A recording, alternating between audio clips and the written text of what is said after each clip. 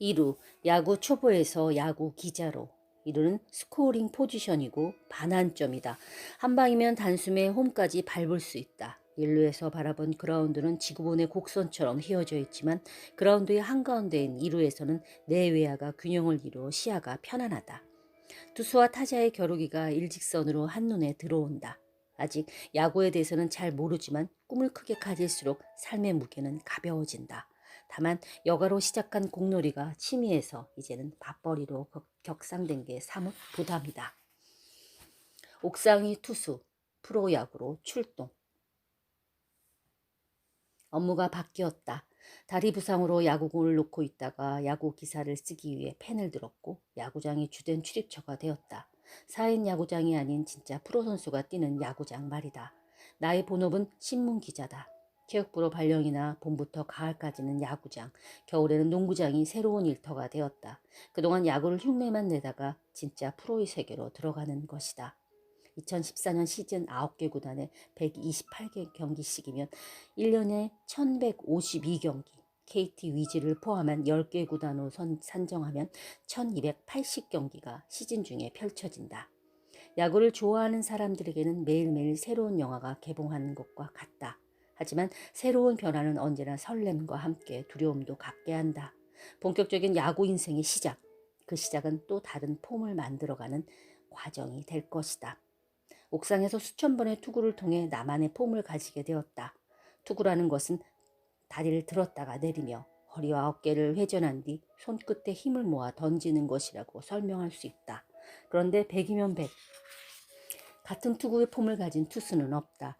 반복 과정에서 가장 무리가 없으면서도 강력한 공을 던질 수 있는 자기만의 자세를 자연스럽게 찾는 결과이다.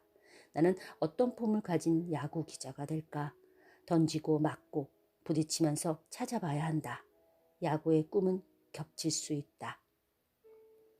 사람이 먼저이다. 야구 기자가 되는 법. 야구 기자가 되는 방법은 크게 두 가지다. 우선 언론사의 기자로 입사한 뒤 체육부로 발령이 나는 게 일반적이다. 여러 부서를 돌지 않고 야구만 계속 취재하면 나중에 야구 전문 기자라는 칭호를 받을 수 있다. 두 번째는 블로그 등의 인터넷 환경에서 개인 미디어로 꾸준히 활동하는 것이다. 이 과정을 통해 전문가 수준에 오르면 그 능력을 인정받아 언론사에 입사하는 경우도 간혹 있다. 1인 미디어도 능력만 있다면 충분히 기자가 되는 시대다.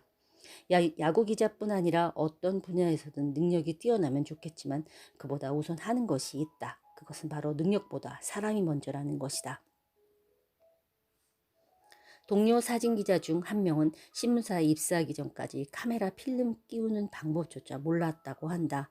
그는 입사 원서를 내기 전에 신문사에 전화를 걸어 카메라를 다룰 줄 모르는데 원서를 내도 괜찮냐고 물었고 당신 전화를 받는 기자는 괜찮다. 테크닉 와서 배우면 된다라고 말하며 격려해 주었다고 한다.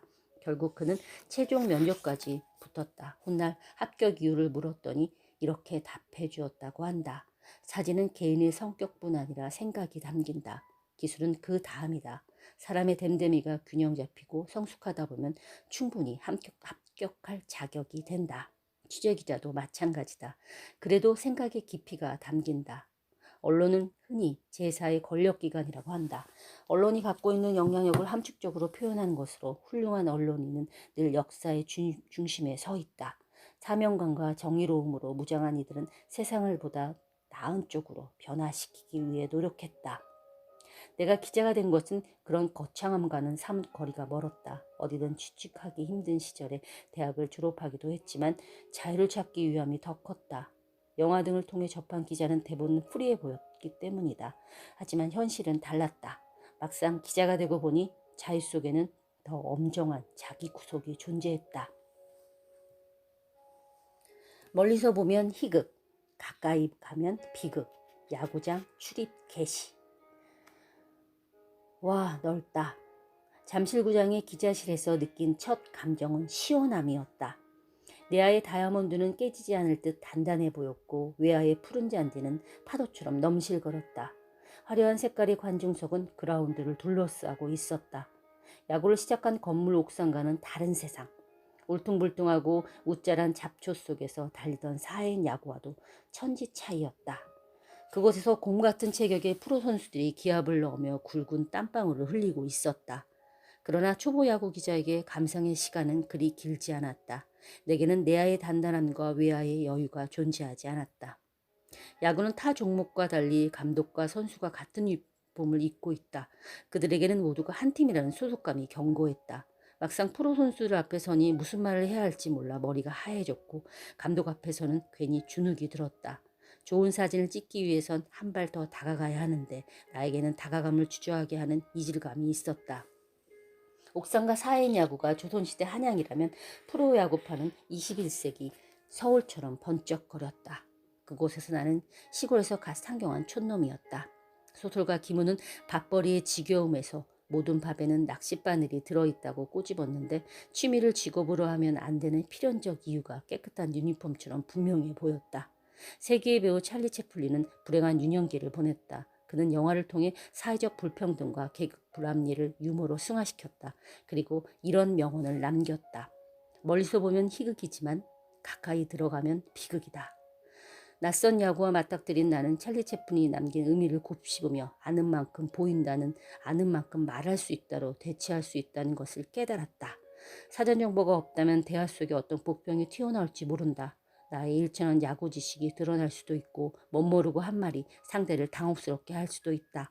답답했지만 더그아웃에서 한동안 침묵했다. 공부가 필요했다. 난 스스로 프로야구에 익숙해질 때까지. 말문이 막힌 옥상 위의 투수. 여지없이 문제가 생겼다. 프로야구 출입 초반 모 감독과의 더그아웃 인터뷰에서 투수 교체 타이밍을 놓고 입장이 엇갈렸다. 감독에게 왜 그때 그 선수를 교체하지 않았느냐고 물었다. 감독 입장에서는 쓰린 가슴에 소금이 막 뿌려지는 심정이었을 것이다. 바꿀 만한 이유가 있어 바꾼 것이고 그렇지 않아도 그것 때문에 경기에 져서 밤새 소가리를 했는데 야구 경력이 일천한 기자가 와서 속을 긁어대니 빈정이 상할 수밖에. 감독은 이렇게 답했다. 그런 결과론적인 질문에는 답변할 수 없다. 어찌 보면 애둘러 밝힌 답변이지만 감독의 얼굴은 벌겋게 상기되어 있었고 말투는 한 절씩 씹어먹듯이 전투적이었다. 그 순간 더그아웃 주변에 정적이 흘렀다. 다른 기자들도 일제히 입을 봉했다. 4회 마구 야구 마운드에서 홈런을 맞은 순간 타자의 방망이에 내가 던진 공이 정확하게 강타당하는 그 순간은 한 장의 사진처럼 뚝 떼어진다.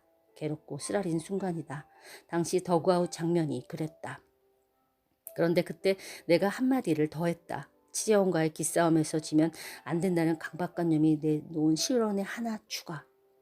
감독님, 그거 고민하다가 머리가 더 꼬불꼬불해졌나 봐요. 그 감독은 약간의 탈모를 감추기 위해 얼마 전에 파마를 한 상태였다. 보네드 플레이 세트 메뉴 장렬. 훗날 누군가 내게 감독마다 성향이 다르긴 하나 전날 패배에 대한 결과론적인 질문은 조심해야 한다고 충고했다. 야구판에 대한 분위기 파악이 급선무였다. 우선 마음을 여는 일이 필요했다. 다가가는 행동이 바로 마음을 여는 것이다. 카메라가 피사체를 향해 다가갈수록 본질에 가까워지듯 치재원에게 한 발씩 내밀었다. 그리 외향적이지 않은 성격 탓에 두려움은 있었다. 그 두려움의 근본적 이유는 상대의 반응을 예상하기 힘들었다는 것이다. 그러나 움직이지 않으면 아무것도 달라지지 않는다. 무엇보다 소통하지 않으면 취재를 할 수 없다. 일부러라도 관심을 가져야 했고 궁금해해야 했다. 그리고 알게 되었다.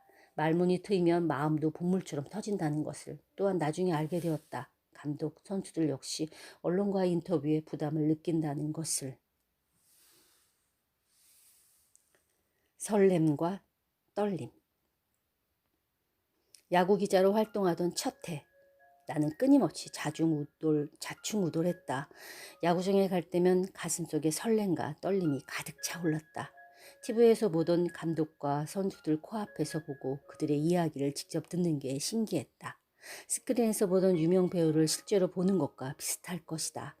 사인 야구를 할 때 전설처럼 보였던 감독들의 말이 귀에 쏙쏙 들어왔다. 전성기 시절의 무용담을 얘기할 때는 더그아웃이 사랑방처럼 변했고 최근 경기 내용을 논하거나 선수들을 평가할 때는 카리스마가 뚝뚝 묻어났다. 국가대표급 선수들의 일거수일투족에도 눈길이 갔다. 유니폼을 입은 그들이 늘 당당해 보였다. 넓은 야구장을 자신의 안방처럼 편안하게 느낀 듯했고 베테랑 선수들은 각종 매체를 대할 때 여유와 노련함이 드러났다. 신인급 선수들의 파이팅 넘치는 에너지도 느꼈다. 그라운드에서 늘 뛰어다니는 그들의 눈동자에 팽팽한 긴장감과 함께 뭔가를 해내겠다는 열망이 가득했다. 선수들이 경기 후 평상복으로 갈아입고 퇴근하는 모습을 종종 보았는데 사복보다 유니폼이 차림이 훨씬 돋보였다. 그들의 넓은 어깨와 두껍고 튼튼한 허벅지를 제대로 소화하는 옷이 없어 그럴 수 있지만 유니폼을 입고 있는 모습이 내겐 더 익숙했기 때문일 수도 있다. 야구장에서 감독과 선수들의 육성과 플레이를 기사할 때 설렘과 뿌듯함이 공존했다. 내가 쓴 기사를 통해 또 다른 설렘을 가지고 있는 독자들에게 꿈과 희망을 전달하는 게 기뻤다. 사실 야구 기자가 아니면 그들과 대면에 직접 이야기를 나누는 게 쉽지 않다. 투수에게서는 구질별 그립을 눈앞에 확인할 수 있고 타자에게서 궁금해하던 스윙에 대한 궁금증을 풀 수도 있다. 또한 야구의 사인도 슬쩍 받을 수 있다. 그렇게 야구 기자라는 유니폼이 조금씩 익숙해졌다. 그리고 야구가 후회의 게임이라는 것을 확인하며 단단해 보이던 프로야구인데 장막이 조금씩 걷혔다. 야구는 늘 후회를 동반한다. 그때 휘둘렀어야 하는데 그걸 던졌어야 하는데 그런 후회는 머리와 가슴을 오가며 반복된다. 자신의 기회를 날려버린 선수들은 더그아웃에서 고개를 숙인 채 괴로워했다. 그러나 야구는 후회와 이루어졌기 때문에 의미가 있다.